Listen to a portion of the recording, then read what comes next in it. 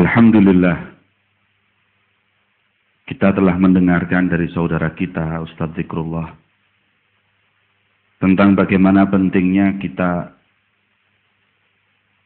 memikirkan keadaan saudara kita muslimin agar keimanan kita sempurna di mata Allah Subhanahu wa Ta'ala.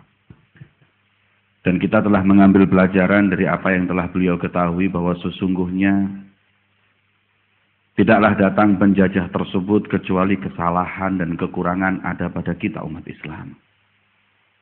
Tiada lain karena jauhnya kita dari Allah dan Rasul-Nya lah yang membuat mereka, para musuh-musuh Allah, bisa menguasai kita, menjajah kita, bahkan menghinakan kita. Maka dari itu para hadirin yang dimuliakan oleh Allah, para pencinta Nabi Muhammad, para pengidola Rasulullah, para pembela syariat Nabi Muhammad, selalu junjung tinggilah sunnah-sunnah beliau, dan junjung tinggikanlah syariat beliau, agar senantiasa kita diberi kekuatan oleh Allah Subhanahu wa Ta'ala, diberi kekuatan untuk menjaga keimanan kita dan keimanan segenap umat Nabi Muhammad SAW. Dalam suatu hadis yang diriwayatkan oleh Sayyidina Fudail bin Iyad dari sanad muttasil, bahwa Nabi Muhammad SAW beliau bersabda bahwa sesungguhnya idza 'azzamat ummatid dunya dhahabat aw nuzi'a minhu haibatul Islam. Kita ini umat Nabi Muhammad sudah diberi satu keutamaan yang enggak diberi keutamaan itu kepada umat-umat yang lainnya. Yaitu dalam hadis yang diriwayatkan Bukhari dan Muslim, bahwa ini umat mempunyai satu keistimewaan, yaitu nusirtu birra'bi masirata syahrin. Kita umat Nabi ini diberi kemenangan dengan rasa takut yang ada di hati mereka, orang-orang yang tidak beriman, dengan jarak 1 bulan lamanya. Mereka dahulu, orang-orang kafir, ketika menghadapi pasukan Islam, mereka senantiasa dirundung rasa takut, karena mereka para kaum muslimin, para orang-orang mukminin mempunyai hati yang bersambung dengan zat yang paling kuat, Allah Subhanahu wa Ta'ala. Karena mereka umat Rasul SAW telah diikat hati mereka dengan ikatan yang tak akan pernah rantas dengan zat yang paling gawi, paling kuat, Allah Subhanahu wa Ta'ala. Hinggalah senantiasa mereka diberi kemenangan dengan rasa takut ketika berhadapan dengan orang-orang yang beriman. Akan tetapi ketika hubungan tersebut putus dari Allah, rasa takut ini pun diambil oleh Allah. Idza 'azzamat ummati dunya, kata Nabi Muhammad, kalau umatku ini sudah lebih mengutamakan dunia daripada agama Allah, lebih mengutamakan dunia daripada akhiratnya, nuzi'a minhu haibatul Islam. Akan dicabut dari hati mereka kewibawaan Islam. Umat Islam kadang-kadang sudah nggak dihargai. Umat Islam nggak ditakuti, nggak ada wibawanya. Bukan karena umat Islam nggak punya senjata, para hadirin. Kemenangan Ashabul Badr hanya 313 orang.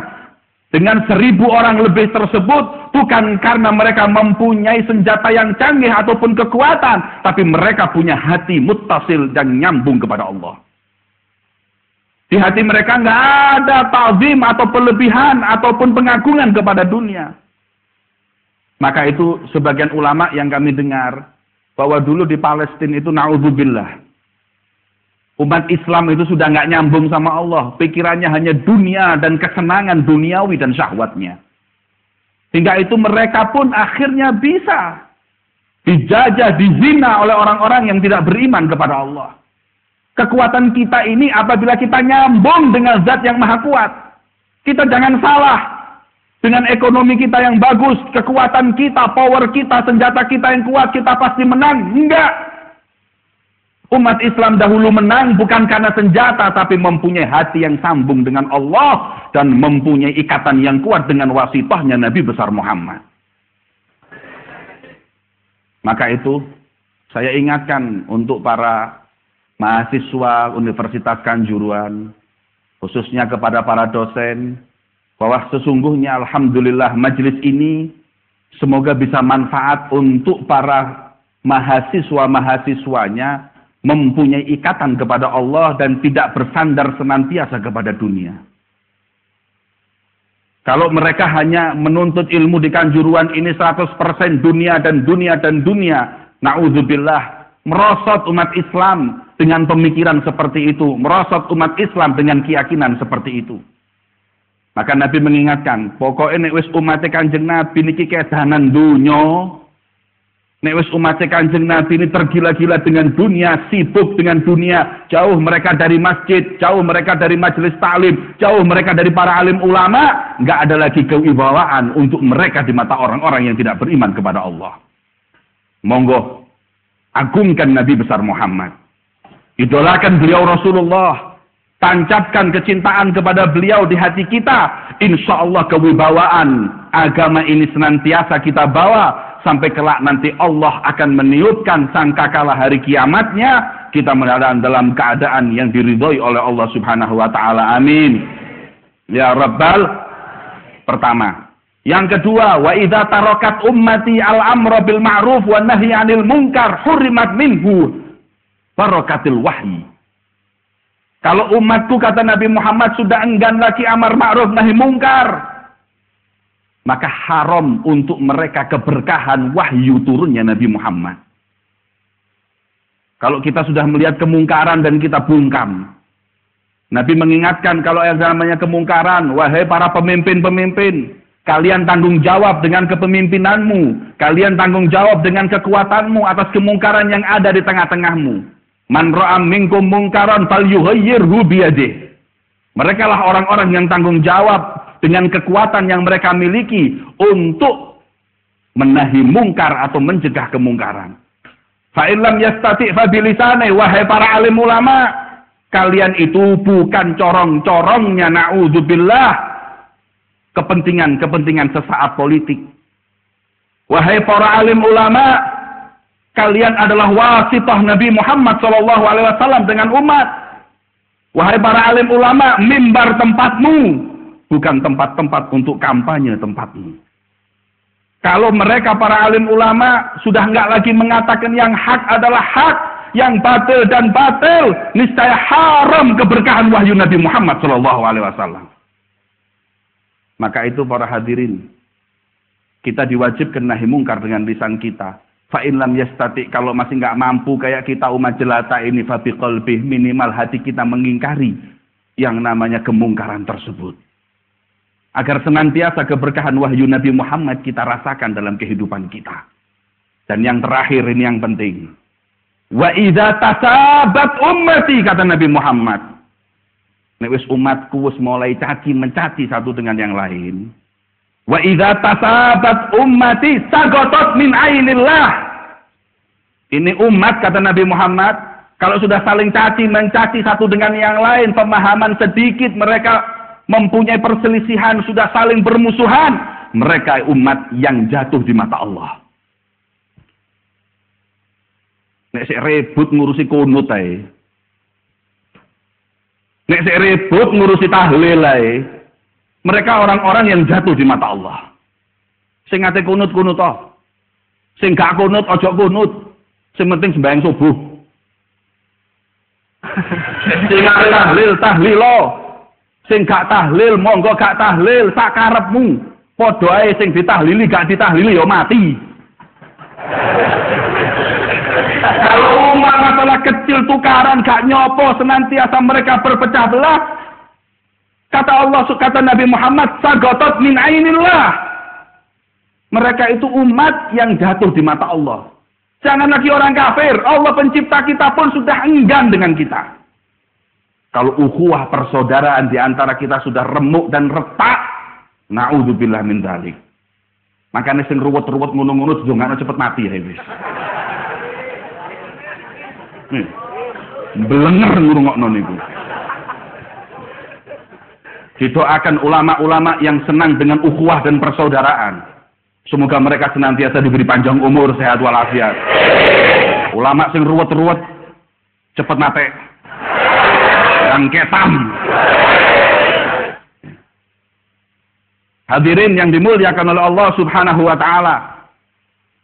Monggo melalui majelis ini Saya teringat guru saya mengatakan bahwa sesungguhnya qad takun nusrah li Masjidil Aqsa ja'at min indina.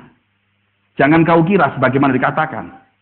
Kemenangan itu datang hanya dari mereka, tidak. Kadang ada doanya satu orang muslim yang ada di tengah majelis ini didengar oleh Allah. Kemudian Allah pun mewujudkan dengan kemenangan orang-orang Palestina memusuh orang-orang kafir tersebut. Tapi beliau juga mengingatkan kepada kita. Para kaum muslimin. Kadang kemenangan datang dari kita. Tapi juga kalian harus tahu. Waqad ta'akharatil nusrah bizunubina. Tapi juga kadang-kadang mereka nggak menang-menang. Bukan karena kesalahan mereka. Tapi dzunub dan dosa umat Islam yang ada di tengah-tengah kita.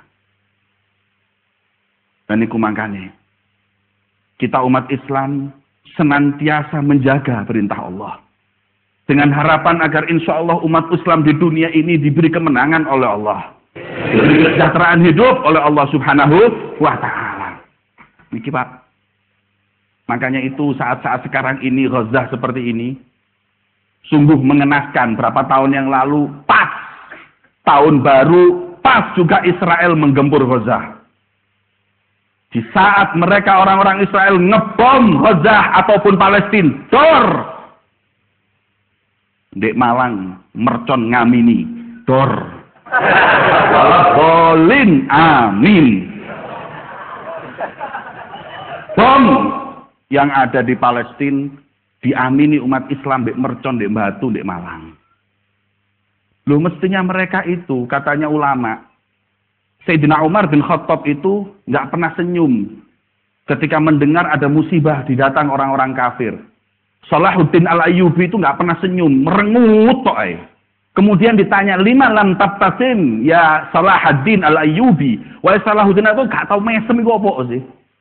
Merengut Jawaban beliau, kaifa abhak, kaifa abtasim wal quds biyadis solibiyin. Gimana saya bisa senyum? Gimana saya bisa senang dan tertawa kalau kami melihat Quds Masjidil Aqsa masih di tangan mereka para orang-orang. Saya nggak bisa senyum. Sebelum saya memerdekakan Al-Quds ataupun Masjidil Aqsa, saya nggak akan senyum. Hingga akhirnya datanglah nusrah dan kemenangan yang akhirnya saat itu Masjidil Aqsa dikuasai oleh umat Islam. Tapi kembali lagi umat Islam. Kedanan dunia mana? Yang dikatakan oleh Rasulullah SAW, masyirku akhafu alaikum. Kata Nabi, aku gak wedi sampean melarat. Saya nggak takut kalian syirik. Hei, rungono. Kata Nabi Muhammad, saya nggak takut umat saya syirik. Hei, sing duwe kuping rungono, gak wedi syirik. Ojo ribut ambek kuburan ae. Ziarah kubur syirik, iki syirik. Rasulullah sudah mengatakan tidak ada syirik. Kami nggak takut umat saya itu syirik. Walakin akhafu alaikum antata idza busitat alaikum dunya fatatanafasuha mithla ma tanafasuha. Yang aku takutkan kata Rasulullah itu kalau umatku ini sudah mulai dibentangkan dunia. Ekonomi sudah dienakkan. Rakyat mulai seneng. Fatanafasuha mithla ma tanafasuha. Kemudian mereka berebut dunia lali akhirat. Masjid kosong. Nggih Pak, masjid kok. Saya pernah subhanallah waktu itu umroh, masuk ke satu masjid di Jeddah. Salat subuh niku Pak, montor api-api Pak. Sedan sing larang-larang niku lho Pak sembahyang subuh kabeh. Ndek subuh sepeda ontel lali sembahyang subuh. Durung sugih kok niki Pak, sepedaan pancal, wis subuhne lali. Nah niki wong-wong niki masyaallah montore Mercy, motor sembarang kali subuh lho berangkat. Wis sugih gak lali, ambek salat 5 waktu. Nauzubillah, lagi bondo bemo. Ya sik males saya sembahyang subuh. Ini kita belum apa-apa ini. Indonesia ini negeri yang makmur. Kalau Allah Subhanahu wa taala memberi kemakmuran yang dimiliki oleh negeri kita ini macam-macam, negeri kita jadi maju, hati-hati. Rasul mengingatkan mal faqra akhsha alaikum, gak wedi sampean melarat.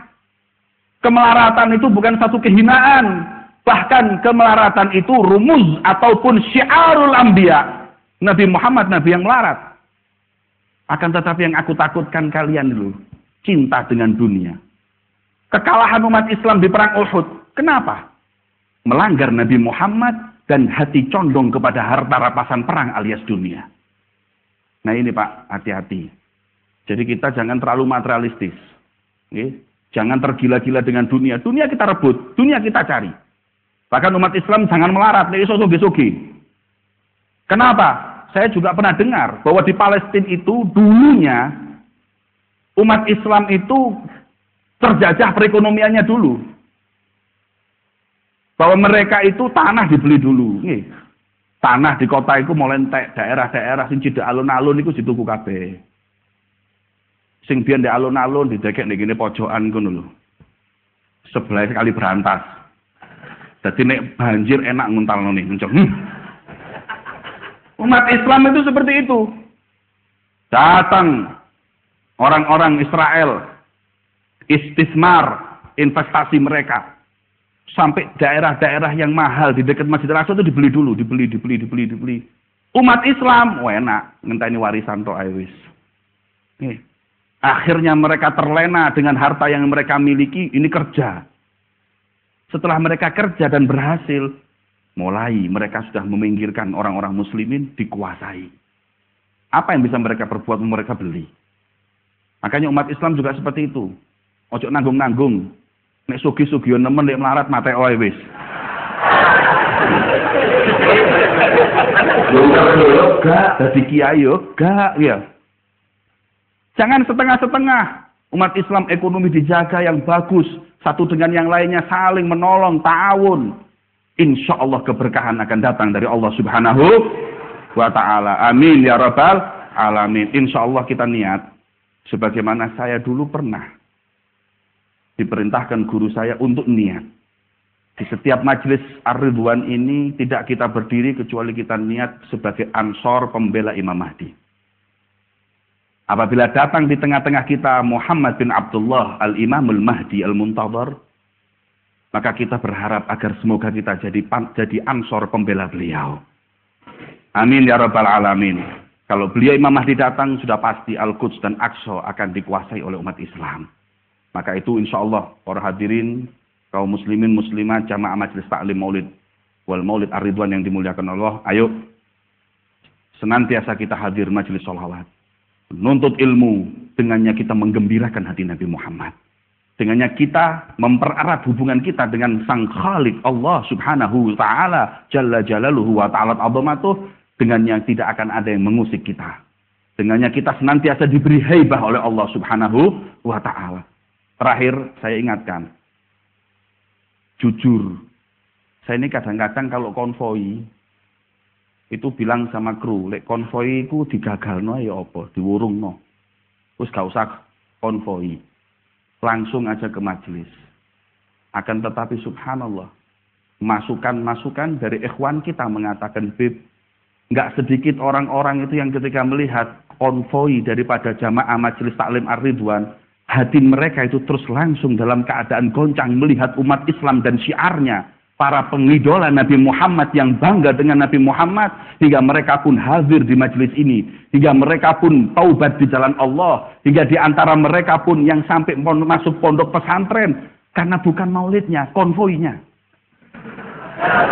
Konvoi ini lho ngono, apa meneh maulide.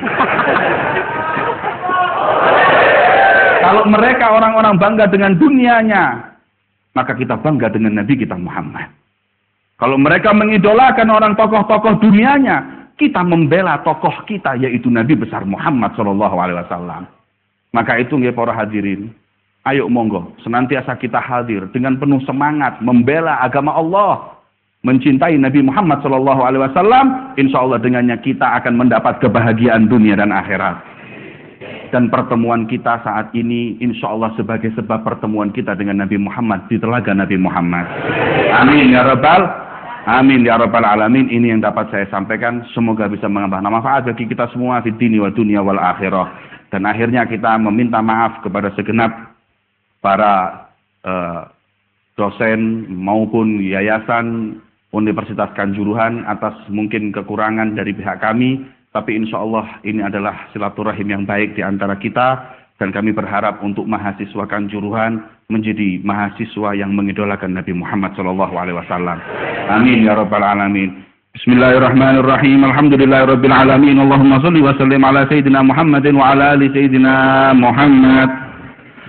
Wa laqad ashartu li na'ti man awsafuhu tuhyil quluba tuhayyijul ashjana. Wallahu qad athna alayhi fama yusawil qawlu minna aw yakunu thanana.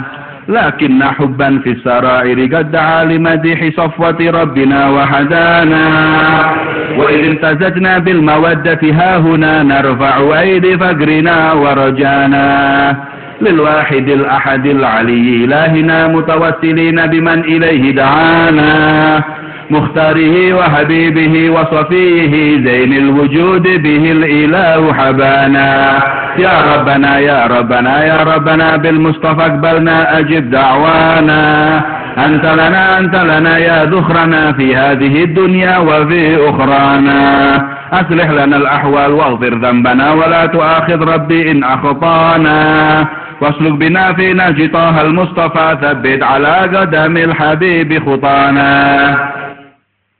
أرنا بفضل منك طلعة أحمد في بهجة عين الرضا ترعانا واربط به في كل حال حبلنا وحبال من ودى ومن والانا والمحسنين ومن أجاب نداءنا وذوي الحقوق وطالبا أوصانا والحاذرين وساعيا في جمعنا ها نحن بين يديك أنت ترانا ولقد رجوناك فحقق سولنا واسمع بفضلك يا سميع دعانا وانصر بنا سنة طه في بقاع الأرض واجمع كل من عادانا وانظر إلينا واسكنا كاس الهنا واشفي وعاف عاجلا مرضانا واقبلنا الحاجات واحسن ختمنا عند الممات وأصلحا عقبانا يا رب واجمعنا وأحبابا لنا في دارك الفردوس يا رجوانا يا رب واجمعنا وأحبابا لنا في دارك الفردوس يا رجوانا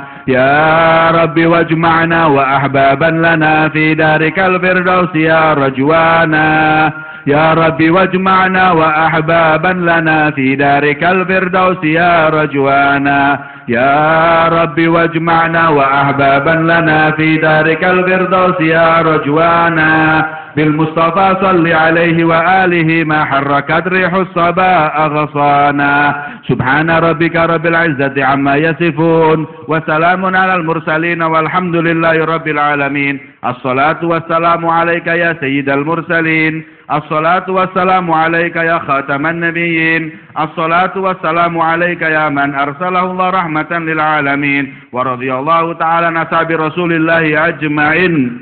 الفاتحة.